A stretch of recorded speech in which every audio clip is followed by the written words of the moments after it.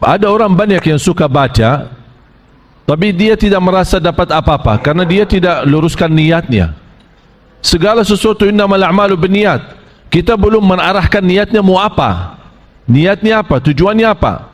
Mau hidayah, berarti harus jelas niatnya. Hidayah, biar dapat hidayah saat membaca Al-Quran. Kenapa orang dahulu kita tidak perlu panjang lebar baca Al-Quran?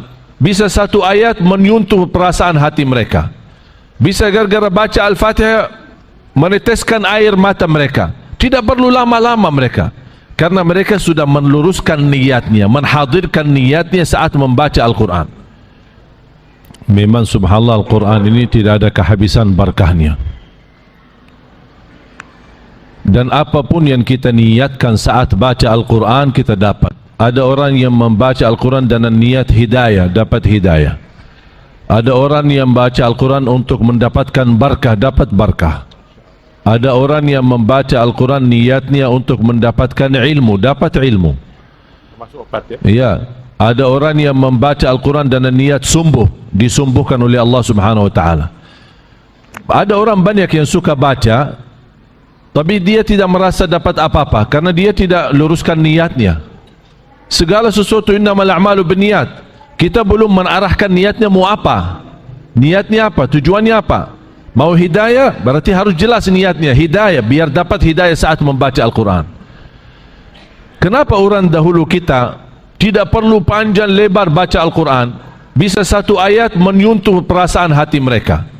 Bisa gara-gara baca Al-Fatihah meneteskan air mata mereka. Tidak perlu lama-lama mereka, karena mereka sudah meluruskan niatnya, menghadirkan niatnya saat membaca Al-Quran.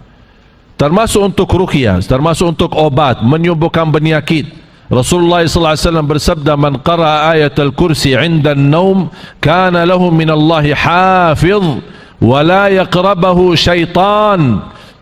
Barang siapa yang membaca ayat kursi di saat mau tidur, akan dilindungi oleh Allah dan tidak akan berani syaitan didekati. Syaitan tidak berani dekat, karena sudah termasuk dalam lindungan Allah Subhanahu Wa Taala. Jadi ada orang baca bukan hanya masalah coba-coba, tapi diluruskan niatnya. Niatnya mau apa?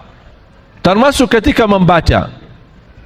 Untuk saya punya kebiasaan, setiap membaca Al-Quran, begitu selesai Sadaqallahul Azim, itu menjadi kebiasaan saya. Ya Allah, aku mohon titipkan pahala bacaan saya untuk kedua orang tuaku, para ulamaku, guruku, keluargaku yang masih hidup maupun yang sudah wafat, dan setiap muslim dan muslimah yang tidak berkesempatan niatkan sedekah atau wakaf. Jadi semua orang muslim yang tidak berkesempatan niat kebaikan dan dia sudah wafat, saya niatkan di setiap baca, ya Allah, aku mohon titipkan pahala untuk mereka. Jadi apapun yang kita niatkan, insyaAllah kita dapat.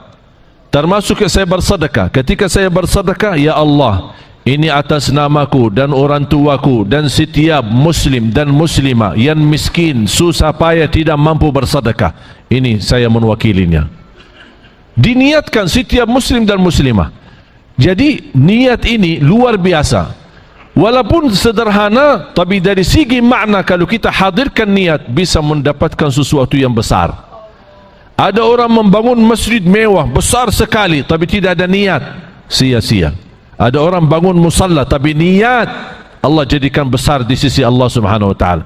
Jadi kata ulama, dengan niat yang ikhlas, sesuatu yang kecil jadi besar. Tapi kalau sesuatu yang besar tanpa niat, tidak ada gunanya. Makanya jamaah sekalian, ketika baca Al-Quran, subhanallah luar biasa, segala sesuatu yang tergantung dengan Al-Quran pasti dijamin dapat kemuliaan. Sebagaimana kata guru kita, Malaikat Jibril, Nabi Muhammad, Gua Hira, malam Lailatul Qadar, bulan Ramadan. Kenapa semua ini dapat kemuliaan? Karena sudah tergantung dengan Al-Quran. Dan segala sesuatu yang tergantung dengan Al-Quran, wallahi dijamin dapat kemuliaan.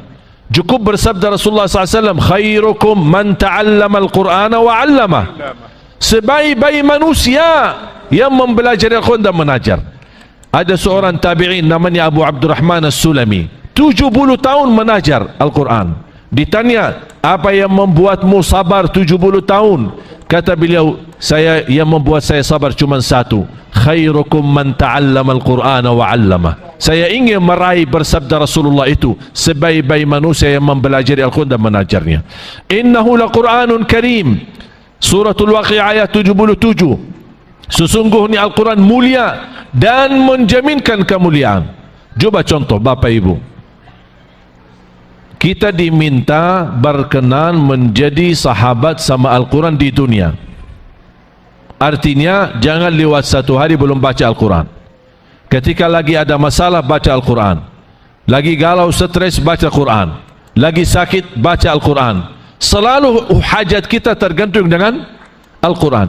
Kita hanya diminta jadi berteman sejati, teman akrab, teman dekat sama Al-Quran. Kira-kira apa yang akan dibalas oleh Al-Quran? Setiap satu huruf 10 kebaikan.